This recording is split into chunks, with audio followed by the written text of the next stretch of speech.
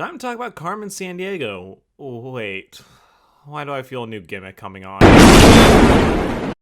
So, is there any reason we're doing this? For fun. Well, at least we're an actual chorus now. Shh, just roll with the crazy. It's a new season, so you know what that means. Inevitable disappointment? No, we're gonna find out the answers to all the questions that no one cared about. How Carmen met the redheads. Explain.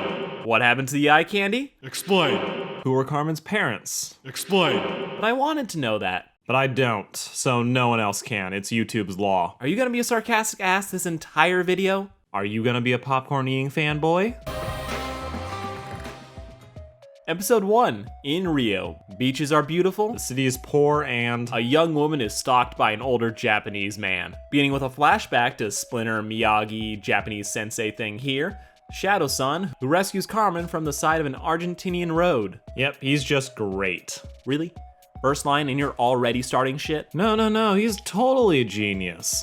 Wants to keep a girl out of a life of crime, so he lets an evil organization raise her. Brilliant! No one could have seen it coming. Orphanages are for suckers anyway. Plus, he goes to kill a man in Argentina, and those are the clothes he decides to wear. Oh yes, please talk high and mighty over the decisions of a confused guy in his 20s. A subject you've mastered, by the way. Also, this flashback didn't happen, so your costume point is moot. Let's just summarize the story and keep the comments to a minimum. I promise nothing. So, I transitioned to Carmen. Go to hell. Who's in Prague to stop a handoff. I know Vile is supposed to be this global organization, but I don't know how they can accomplish that using the same 4 people for every single job. Oh, that gets fixed this season. Oh, cool. Just not this episode. Thin Mince Lesheb gives a guy some marbles, tries to steal the bag, only to jump at the sight of her shadow. Bag spills, rock stolen, then tracked, while the real best characters are having brunch. Middle-aged Gar thinks that Pam might have killed Shadowsan. She didn't. Back to best girl Carmen, who is now in Rio. Beautiful beaches, rampant poverty, your standard vacation destination. Following the goat, Carmen gets sidelined to hear about the plight of the poor. Then after that TED Talk, she loses to the dumbass squad.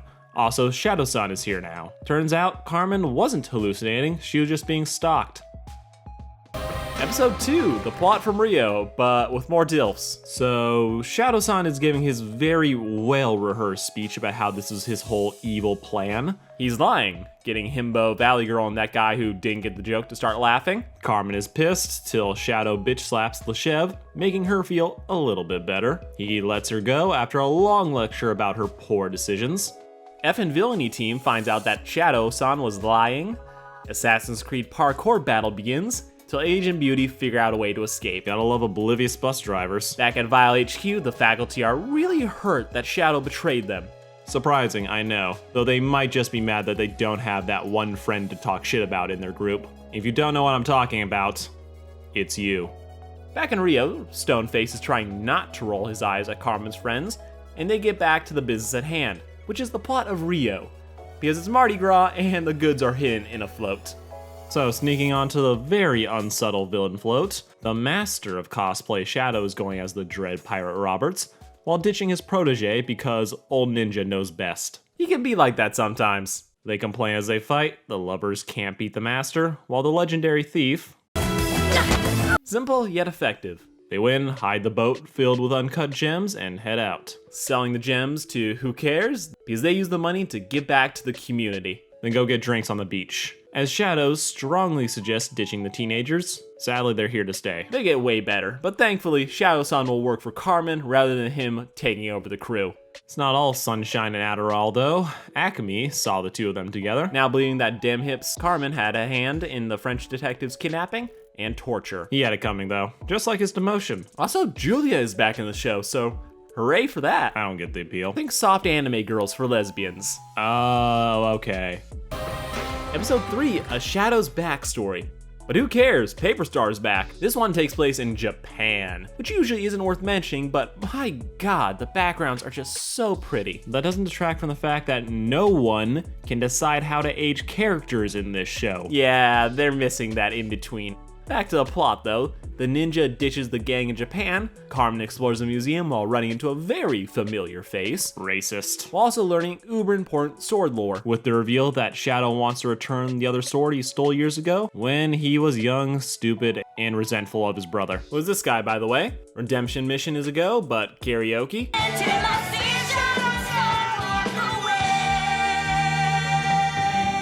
The sad part is, they're still seeing better than 90% of us. At least they go for it.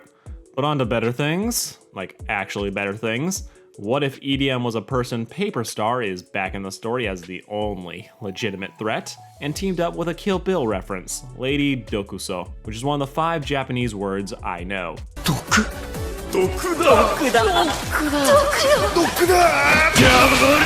Also, if you want a great anime, watch Parasite. It's a more coherent Tokyo Ghoul, and is also single-handedly responsible for me becoming a techno fan, and our friends have been suffering ever since.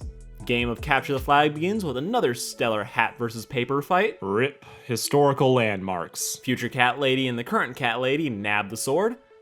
Poison Lady wants Shadowsan's seat, which will be the recurring motivation of every villain this season. Scenic discussion under the sakura trees. Ninja Shadowsan thinks he sucks and isn't worthy of being a noble samurai. To restore his honor, he heads to the Yakuza hideout to get the blade back, and doing it barehanded to prove something about moral superiority. Grunts lose, Lady Tide Pods is great and looks like a pencil. Snape passes out, a fan fight is happening in the other room.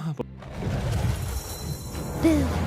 Off goes Paper Star! Before going outside, and can we just please stay out here? Gingers beat Paper with glue, and Jane the Virgin says fuck it and uses a sword.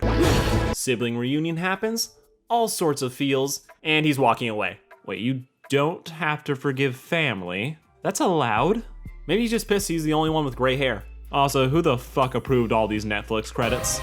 Episode 4, Fashion Galore. And I'm just gonna take a wild swing here and say someone's awakening. So, like, this one is all about a fashion caper in Milan. Overrated city, though hats off to the intro fight as it's Fedora versus Fedora in that middle school clash we've all been waiting for. Carmen beats a tipsy Leon O'Brien. Now in Athens, financial advisor Shadowsan is trying to explain to the young adults the long-term benefits of owning property. They ignore him as nothing good is going to happen in the future anymore. Your average PTA meeting discusses the financial straits they're in, and decide that stealing from fashion shows will be the best way to make up for their losses, rather than less sexy investments like stocks or property. It's an antique dress caper, but the real fire is over here. And they're stealing from a fashion show, so it has to be a ladies-only mission, with OG Carmen, Dexter's Lab, and Battleship puncturing shoulder pads in command. Pet human Julia runs into Carmen, and we drown in shipping fuel. Models get brainwashed in what has to be the biggest waste of mind-controlled technology in TV history. High-heeled cat fight begins, while the hat fight ends. More hat antics ensue with the brain control headpieces gone, and our evil ladies called a day. Moving on to some more important things, like showing off a very well-dressed Shadowsan. You won't invite stares on the street dressed this way. Hard disagree. The character you forget exists player reveals that Carmen's favorite hat company has gone out of business, and thinks they should buy it. Also, girl crush Julia wants to invite Carmen to join Acme, because... Gay! Episode 5, the Zack and Ivy origin story. This is where I admit they're actually pretty funny this season, because the joke of them being annoying for annoying's sake got old real quick. But them annoying an exasperated Shadowsan is comedy gold. Finally, in Sandiego, they survey their new property. Ivy and Zack are pumped. They flash back to their life before joining the international criminal, racing cars in Boston while getting mocked by a rich douchebag with nice hair. A staple of any sports competition, Zack pulls a Zack and trashes their car. Now they have to go back to the mob for more money. Having to pull off a caper, they stumble upon Lost the baby-faced Carmen, who's on her first mission. This takes place only a few months after the origin story, and this is what we mean by no in-between phases. The whole timeline of the show is a bit screwy. Creators say that she went from 16 to 20, but then the show keeps contradicting that. It is what it is. Epic partnership is formed between the three, getting a small humanizing moment with Leshev.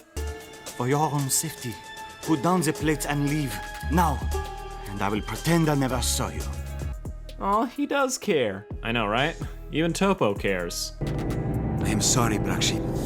These two, they're probably gonna swap sides at some point. Also, this might not be the best time to point this out, but the shading that they use in this show, it's weird. How so? Well, most shows like to color the back legs darker to show shadows, but here they just change the tints. It's stylized, which great, but it means that the more pastier members of our cast look like they are perpetually sunburnt. I can't stop noticing it. Welcome to my world. Well, the caper ends up being a success, with the two deciding to tag along and are not hiding from the mob. Come back to the start with a car heist being their next adventure. We drive over to the next episode. Episode 6, Dubai, Fast and the Furious. So after saying goodbye to Old Man Grunt's Shadowsan, who's now on tech duty, we fly to Dubai, where Vile plans to steal a high-tech car. The new enemy of the week is the mechanic, who is a special friend of Coach Brunt. Hard to forget. Hello, how are you? In Dubai, Power of Hate Zach meets up with the douche haircut, who drives Zach wild, making him steal the supercar just to annoy the other guy. Ending up in jail, Big Daddy Warbucks is so impressed by Zach's moxie he offers to hire them over his own son. Outside, Carmen is a little peeved at them for being stupid and continually embarrassing her in front of her sensei. Shamed, they decide to grow up and make nice with the bad haircut, finding him in a compromising position. The eye candy from earlier is a Vile agent. Go feminism, I guess. Chase scene number 2 happens till things go airborne in world's most outdated piece of transportation. They're a fun gimmick, let it go. They all climbed aboard to get a lesson in dodgeball. All fun and games, with cars flying onto skyscrapers, Wrench Wench got knocked out of Vile's Got Talent, and the twins turned down the job offer to keep pounding around with Carmen and her perpetually disappointed uncle, because they finally found their real family and living rent-free. Episode 7. Brother is back, and I want a refund. So, this is Graham. He was Carmen's first friend. They had this sibling-type relationship. He got mind-wiped. He's also flirting with her now. And oh my god, he's Trent from Total Drama. I hate this ship to my very core. Funny, the sibling thing wasn't an issue 3 shows ago. Yes, but that one was different. This is older brother hitting on younger girl, which a dynamic I have always found creepy. Fucking looking at you, anime. It's predatory, and that's my last word on the matter. Fair. So this one is about robbing a lab in New Zealand with the help from Graham, who thinks he's lighting a dance show.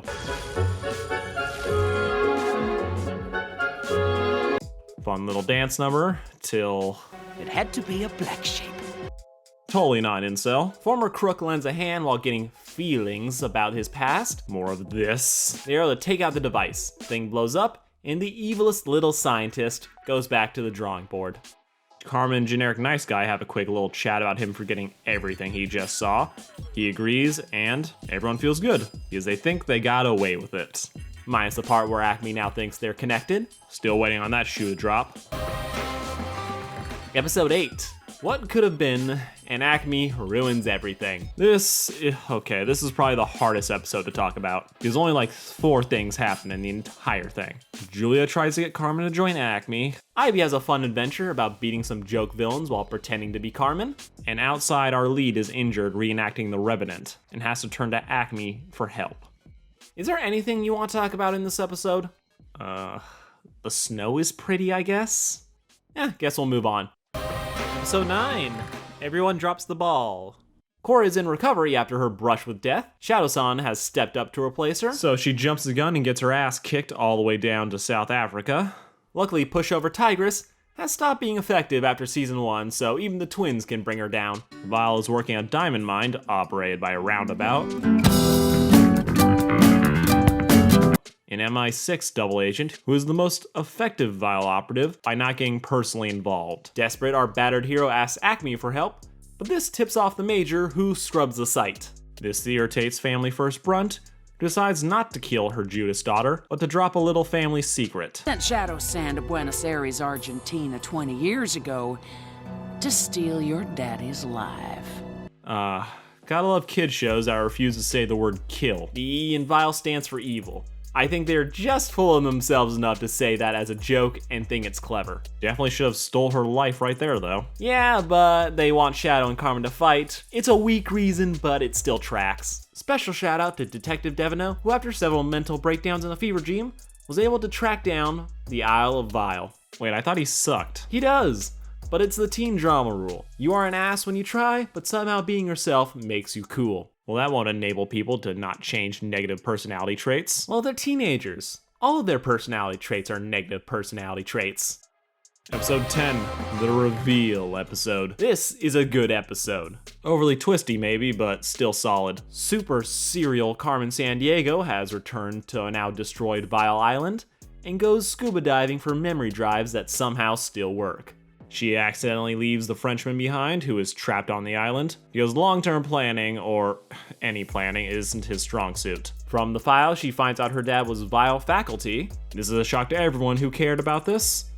Me not being one of them. You wanted her to come from nothing. Why is it always about bloodlines? I mean, for the love... I'll give you a moment. We get the confrontation between Carmen and Shadow, but rather than causing a big fight, he does the adult thing by calming down and explaining everything. Her dad was Dexter Wolf, the James Bond of thieves, an incorrigible rogue who stole anything and everything, which includes Vile's money. The retro faculty sent a young Shadowsan to steal his life, but babies change everything, so the assassin hesitated. Only for a police raid to happen, and Wolf got gunned down by the boss of Acme, while reaching for his keys. And of course, the cop was American. Oh, you're back. Feeling better?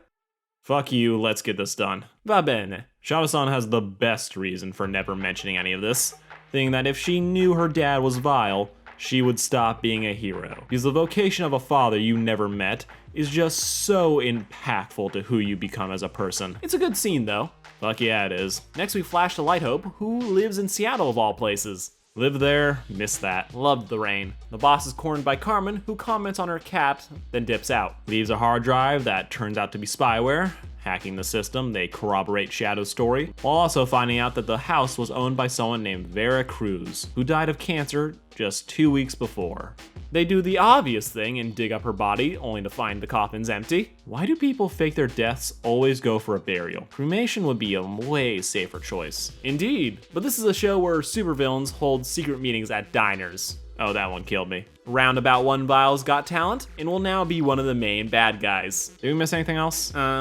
Acme brought Devino back, so Julia's whole plans have fallen apart. So she's going to join the team eventually. I put money on it. Are we releasing this after season 3 debuts? Probably. I'll make some wild predictions and let the comments rip us to shreds without us being wrong. Let's do it. I think Devino and Julia are gonna be more rivals than comrades over how to approach handling Carmen.